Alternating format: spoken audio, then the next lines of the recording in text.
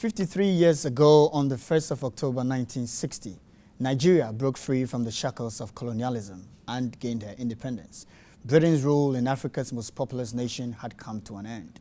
Welcome to Global Perspectives. My name is Kingsley Enchibuesiako, and today we're going to be talking about Nigeria's state of affairs after 53 years of independence. And with me in the studio to help do the discussion, Dr. Brandon Kandema, Assistant Professor of Political Science and a member of OU African Studies Program. Nancy Ketu, a doctoral student in the School of Media Arts. We share similar fate, from Nigeria. And my good friend Opia Cletus Oji, a master's student in Information and Telecommunication Systems, also from Nigeria. Welcome to Global Perspectives. Thank you very much. Yeah. Nancy, there's a tradition on this show that we usually start with ladies first, so I'm going to be starting with you. I would want you to tell us about Nigeria as you know it. Describe Nigeria to us. What is Nigeria to you? Well, like you said in the introduction, Nigeria, we call it, I don't know if it's self-called, but the giant of Africa, but in terms of our population, currently we're about 160 million people, so that is pretty large. We're a very diverse and rich culture with a very rich cultural heritage. So we have over 250 ethnic nationalities, so we like to call ourselves. Nigeria is just full of wonderful people, very industrious, very hardworking, fun-loving people. And that is the Nigeria I know, just a very wonderful country that is, with people who are striving to just make the best out of their lives. Some time ago, I heard we were called one of the happiest countries in the world. I don't know how that comes in, but I also know that we're a very religious country in terms of faith. Our people are very religious. We take things easy in the way we do things, and that is just the beauty of what makes us. So we're just a united force, but it diverse in so many ways. Wow, that's a beautiful Nigeria you just painted to us. Thank you so much. Oji, you're also from Nigeria. Tell us about the Nigeria that you know, the Nigeria where you are from. Tell us about it. Okay, Nigeria, politically, Nigeria is divided into 6 geopolitical regions. And we have the southern region, we have the south-south region, we have the northeast region, southwest region, eastern Nigeria, and the other regions, actually. And when it comes to political appointments when it comes to political appointments in Nigeria, just like they call it the national role, these regions are considered in every appointment when it comes to government, And my country, Nigeria, just like as Nancy has said, is a very diverse country in terms of tribal groups and ethnicity. So, and it's also the biggest, the largest country the country with the largest population in Africa, and one of the largest country in Western Africa. Nigeria is a big brother for the whole of Africa. Sure. That's all I can say. I mean, you can't talk about Nigeria without saying it's the big brother of Africa. So thanks for letting us know that. Dr. Kandema, I'm going to borrow one of my favorite professors' phrase and pose this question to you: that where does Nigeria and your story intersect? I mean, I know you've done lots of extensive studies, when it comes to Western Africa. I mean, and especially as in reference to Nigeria. I know you speak fluent Hausa, so tell us where Nigeria and your story intersect. Well, Kingsley, I've been doing research on Nigeria for a little over a decade now. I started working on it as a graduate student at the University of Wisconsin. Fluent is probably a bit of an exaggeration, but I do enjoy having every opportunity I can to work on my Hausa. And I've had the opportunity to travel back and forth fairly regularly from northern Nigeria for the most part since 2007, where I was a Fulbright scholar in Sokoto at Usmanu Danfodio University. And I was most recently in Nigeria over the summer, actually doing research on this question of ethnic balancing and how Nigeria is one of Africa's relatively few federal systems. Nigeria is one of the few countries in Africa that has a state system system that looks somewhat similar to the United States, Sure. 36 states in the Federal Capital Territory. Yeah. Trying to understand how a federal society uses these units to balance ethnic appointments in government, ethnic appointments in the civil service. So I really enjoy Nigeria. I love to travel back whenever I can. But as I think you know, right, the situation, especially in northern Nigeria, the part of the country that I know the best, has deteriorated sadly rather quite a bit over the last 4 or 5 years. And increasingly some of my favorite places are not places where it's particularly safe to travel anymore. Too bad, yeah. Well, I mean, and it's good you mentioned northern Nigeria because we're going to come to that in a bit.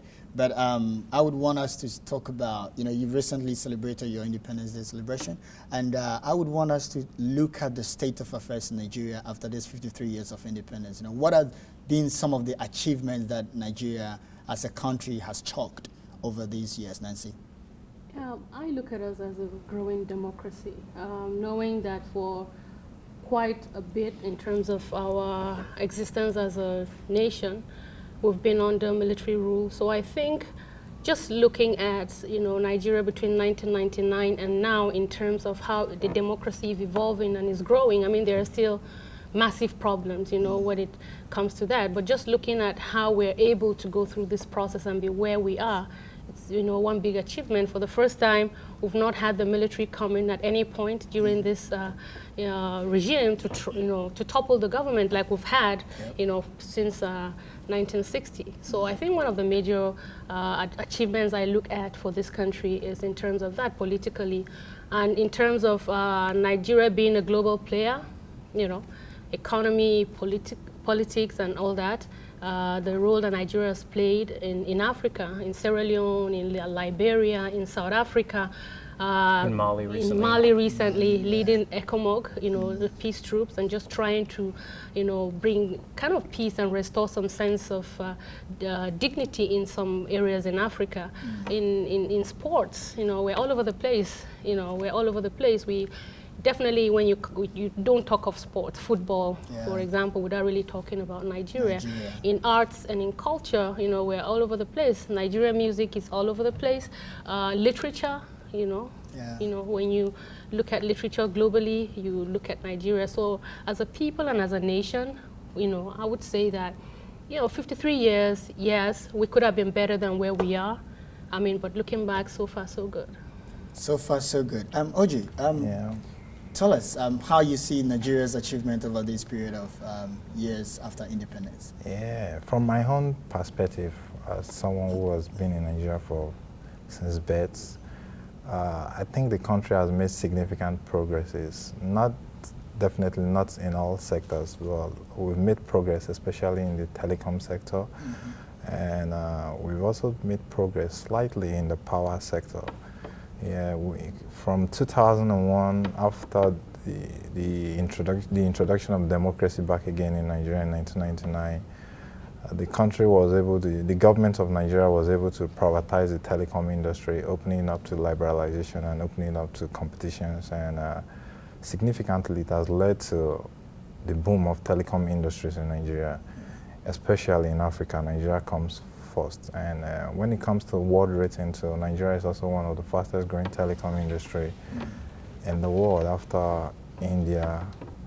So you can't talk about development in Nigeria over the past 53 years without talking about the telecom industry. Also, we've not really made significant progress in power, but it has been an upward tide for the past 2 years, if I can recall very well. Recently, even the power sector was privatized, and there were mergers and sales opening up to competitions to private entities for distribution, production, and from my report back home, the power sector has really improved. So I would say we've made progress. In agriculture too, we've made progress. But there's been a downfall of that aspect, especially when it comes to the northern Nigeria, because of the unrest going on there. Well, it's been good so far. Yeah, I would ask you to hold on the northern situation. Okay. We're going to get back to it in a little bit. Okay. But Dr. Kandema, Nancy mentioned something which I thought was very important, as in Nigeria's role in Africa and even globally. And I know that you in the political science, especially African politics and all that. Could you shed more light on Nigeria's role, the role Nigeria plays, let's say in Western Africa, and then you relate it to, is it a global? Sure, Kingsley. Nigeria is obviously, its size alone makes it a really significant player in regional politics. But of course, Nigeria has, for a long time, going back in many ways to the military regimes in the 1980s, really had its eye on being a regionally recognized powerhouse. It's devoted a lot of time and effort and energy, financial resources in particular, into having a presence across Africa, to being at the forefront of various efforts to provide peacekeeping troops, to be at the leadership, to be in the leadership aspect of those sorts of efforts. Now it's been up and down, right? Nigeria's wealth, in many ways its power, derived from its global position in the oil sector. And Nigeria has been for a long time about the 6th biggest producer of oil in the world.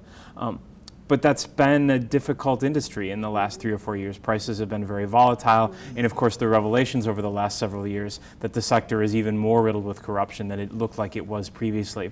The protests that were associated with those revelations have really in a lot of ways undermined some of that progress. And of course the uncertainty relating to Nigerians' political leadership. And here I hate again to be the negative one because I'm also quite optimistic about Nigeria. But the uncertainty going forward with Nigeria's political leadership, particularly the role of Goodluck Jonathan, the current president who's considering running for another term, which he's constitutionally allowed to have in 2015. His international presence or his international reputation has not always been particularly stellar. There was a sort of embarrassing situation that happened at the AU meeting over the summer where he was not present to give his speech. And the uncertainty relating to his position, his tenuous status within his political party, they do undermine Nigeria's ability to project that power. Right? Nigeria's instability, particularly in the northern region, which you mentioned we'll talk about earlier, and the connections between that instability and broader instability in Mali and in Niger do sometimes undermine Nigeria's ability to take on that role, to sort of seize the reins as a giant in West Africa. And so it's a mixed bag with respect to its success in that way. That's thanks for sharing with us. Nancy, Dr. Kandama talked about let's say the oil sector, which I would consider some of the potentials of Nigeria.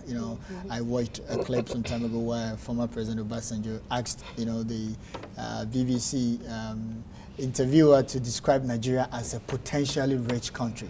So let's talk about the potentials of Nigeria. What do you think are some of the potentials that could really help propel Nigeria to the level of development that we all look for? What are some of the potentials that are in Nigeria? I think you can't move away from talking about oil in terms of what we have. The gas deposits that we have still have a lot of untapped natural resources. I would look at the oil as a blessing and as a curse. If you look at it within the context of the oil curse and what happens when you find that natural resource within kind of an environment, and that is what Nigeria is going through. So we have, like Oji mentioned a few minutes ago, what we had in Nigeria before oil was agriculture. And when you look at, within the context of Nigeria, northern Nigeria produced groundnuts and cotton. The western Nigeria had cocoa, which, was exported in large volumes. And the east, where Oji comes from, had palm oil, had coal, and so many things. And by the time we discovered oil, investment in that sector began to dwindle. And so the focus now the focus has been on petroleum. And that has been kind of the source of income and revenue for most of the states, and which is problematic in itself. Because what I see happening is that most states and regions have not been able to develop their economy, kind of tap on the natural resources they have. Because every month, every state waits for the allocation at the center, for them to come. And that itself has created problems, especially from the Niger Delta.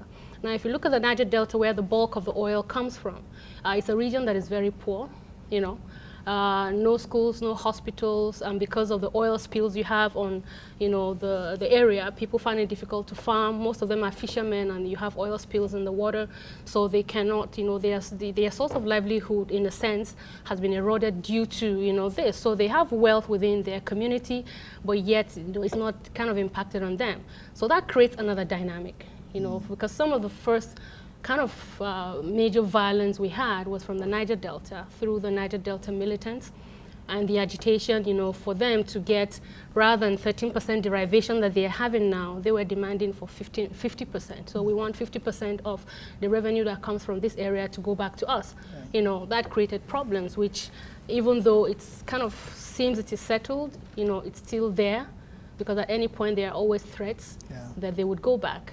So on one hand, you know, the oil has been good, but the other hand, it also created room for corruption. Which, you know, we really have to be, you know, frank when we talk about Nigeria and the oil. Because one of the major issues we have is the corruption in the oil industry. In 2000 and Occupy movement, 2011, January, when the Jonathan decided to kind of announce that he was withdrawing subsidy, even though interestingly every year they withdraw the subsidy. But every year we still have the same rhetoric going on. So, you know, what happened was that kind of brought, you know, shed light into what was happening. Nigerians demanded accountability from the oil sector. And what Ribadu committee now discovered is almost daily, you know, about 25 million liters of oil cannot be accounted for every day, and that has been going on. So, a blessing and a curse on one hand. But I look at, if you have visionary leaders who look at the other opportunities we have. I come from Plateau State. We have columbite, still untapped. We have precious stones, still untapped. The industry, we don't even have an industry that looks at those possibilities. We have cash crops.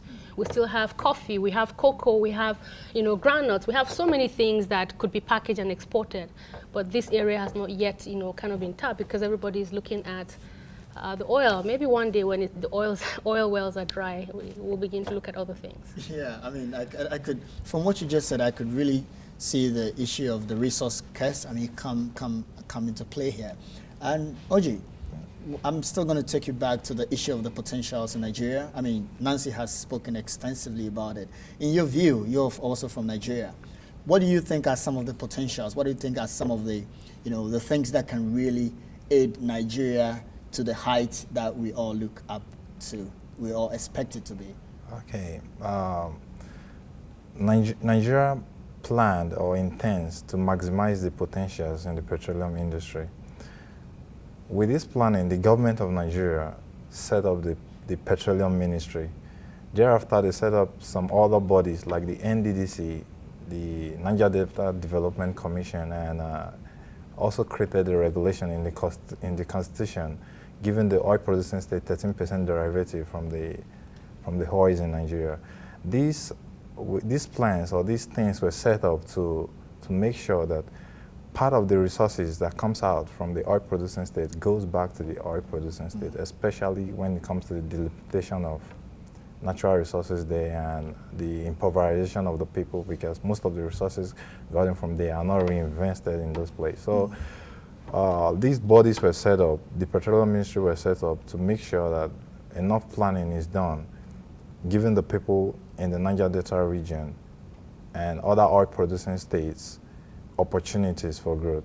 And employment organizations were also set up through the resources of the petroleum industries to create job opportunities for the youths in Nigeria, especially in the oil-producing regions. And it's been like that. Even scholarships were also introduced. We have the NDDC scholarships also.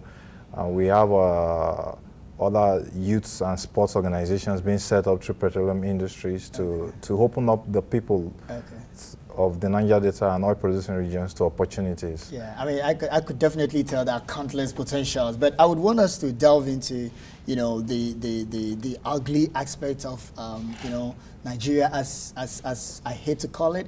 But what is, Dr. Kandaman, I would want you to comment on this. What is happening in the northeastern part of Nigeria with reference to this Boko Haram activities and all that? What is happening? Well, if you really want to understand the sort of current situation of unrest in northeastern Nigeria, it's really important to step back and think about some of the positive aspects, right, that we've been talking about with respect to Nigeria's development potential. Hey, if you look at the way that Nigeria has pursued its development agenda over the last 25 or 30 years, there is this very real sense that either because of the petroleum or because of sort of a broader sort of centralized state control environment, everyone really expects resources to flow from the top to the bottom. Yeah. Even the comments my colleague is making, right? Most of the kinds of development projects that people imagine working for Nigeria really sort of start at the top. They start with this money that's coming from oil, and they trickle down through government bureaucracies and political appointees, and eventually maybe small amounts of it arrive sort of at the bottom, just maybe. Right? And this idea that things sort of come from the top down really sort of pervades a big part of Nigerian culture. And as a result, I think you've seen really dramatically growing inequality across the country, certainly between the north and the south. The northeastern part of Nigeria is realistically probably the poorest part of the country. And there are specific historical reasons why that's the case, not all of which are the fault of the other parts of the country. But there's this real sort of cultural difference between the folks who live in Lagos and Abuja, which are two of the most expensive cities to live in the world, who have access to, sort of red carpet events and who are covered in this sort of tabloid journalism in Lagos where you see pictures of starlets and, people who are walking the red carpet, and then the reality of everyone else's lives in Nigeria. That kind of inequality poses real political dangers to a society. Now, if you look at the statistics, in fact, Nigeria and the United States are about the same level of inequality, which is itself sort of scary when you think about that for American politics. But that inequality has palpable political consequences. And I think that the best way to understand this Boko Haram and the religiously motivated violence that you see in northeastern Nigeria is to think about it in terms of this growing chasm between folks in Nigeria who live in the rural regions, who are looking for any sort of solution that's available to them, whether it's religious revival or sort of directly seizing access to state resources, and then the elites, the ones who really have those sort of vehicles out. Okay. All right, Nancy, you just had Dr. Kana. Do you? I mean, you're from Nigeria. Do you also share the same sentiments as in what brought about this, Boko Haram thing and all this, things going on in the northeastern part of Nigeria? Is that a similar thing that you share? Yeah, he kind of hits the point, when you talk about this growing difference between the rich and the poor. And so what you have in the country, especially in that region, is marginalization, discrimination. Constitutionally, we have a problem. When we define who a citizen of Nigeria is and when we define who an indigene, so you can be a citizen of Nigeria, but you can't be an indigene of a state even if you were born there. It's kind of fuzzy. For our American viewers, this is a really odd system, right? I know. The idea that there's sort of legal citizenship both at the federal level and the state level, and that no matter how long you live in a state, no matter how long your family is there, if that's not your ethnic origin, you can never become a citizen of that state. You will always be a second-class citizen. So, when you talk about the problem in northern Nigeria, you look at the problem in Plateau State. Because some of the major conflicts, violent conflicts we've had in Plateau State from 2001 and to this point, it's still kind of the same problem. In Plateau State, for example, in Jos North local government, you have a very growing population of people, somehow are called settlers, but mostly from the Muslim, they are Muslims. So they kind of dominate that area. So gradually you have an influx of people who have moved to Plateau State, running away from conflict in Bauchi, from Kaduna and other areas, and kind of found some sense of stability in Plateau State. But another problem emerged in Plateau State, and that is because the indigenes kind of felt threatened with the settlers. Now, if you look at these complications, you won't really make sense of it. But it still boils down to marginalization, economic marginalization, political marginalization, and a sense of me being a Nigerian, yet I'm not entitled simply because I don't come from a state. So I can't aspire into leadership. I can't get scholarships. I can't get, simply these are the kind of things you find. So you move on to, Borno, Yobe State, like he talks about, is simply the same kind of problem. But one other thing I kind of see in that area was, why did this problem emerge during the political period? You understand? And I look at politics playing a very, very big role in it. For example, some of the Boko Haram members that were arrested some years ago, first of all, pointed to the fact that they began as political thugs who were used by the government or politicians who got into power and then abandoned them. And gradually, while they were in power, still used them as thugs. And eventually, they came in contact with this group, who, for some religious reason, are dealing with the, are kind of trying to make a point. Somehow you have a combination of all kinds of things happening. But the killing of the leader of the Boko Haram sect by the police, you know, and then kind of the attack on the sect and all that, you know, kind of spiraled the problem out of control. But if you look, you know, underneath, for me, I always look at this conflict as more economic, more political. Even when people try to give it some religious coloration, I still look at the underlying causes, and these are the realities of what we're dealing with. Yeah, so obviously the situation is more complex than, you know, we think it is. When people make it look like it's a religious thing, you know, these are all the undertones, as you and Dr. Kandama have already shared. So thanks. Oji, definitely, when we talk about the activities in the north and some of these terrorist activities, one might think that it wouldn't really affect people in the southern part, you know, because it's not really going on there. But I would want to ask you that, how do you think this affects, you know, Nigeria in general? You know, whether you're from the north or you're from the south, and from the youth perspective and all that, how do you really see the activities, these terrorist activities, and the toll it's having on Nigeria in its entirety? Okay, the upheaval in the northern part of Nigeria really has a problem even down southern Nigeria. For example, in Kano is a metropolitan city in Nigeria, comprised of both people from the eastern part of Nigeria, people from the western part of Nigeria. They kind of have almost, especially the eastern and the southern part of Nigeria, have almost equal population in Kano. Some people have even said the Yorubas are even more in Kano than even the Hausas in Kano. You see, and sometimes these attacks get to the southern people, the southern and the eastern people in Kano, and invariably affects the people by the loss of lives, people from the southern and the eastern part of Nigeria that are based in Kano. We would also talk about people in Kaduna too. The Igbos are very much in Kaduna. The Igbos are from the eastern part of Nigeria. They're very much in Kaduna. And the auto industry there, the spare part business there, motor industries there, the Igbos are in charge of it. And recently there have been massive attacks on those people from the eastern part of Nigeria. When it comes to transportation in Nigeria, you find out that the eastern people of Nigeria are very, very much involved, and they transport people from both the south and the north, and they've always been attacked. So it boils down that this problem in the northern part of Nigeria still comes back to affect people. Okay. Yeah, maybe I could just add kind of the implications of what is happening, just to tie it to it. Unfortunately, we did not have, and we just ran out of time. Like I told my producers, you just cannot talk about Nigeria, you know, within this space of time, you know.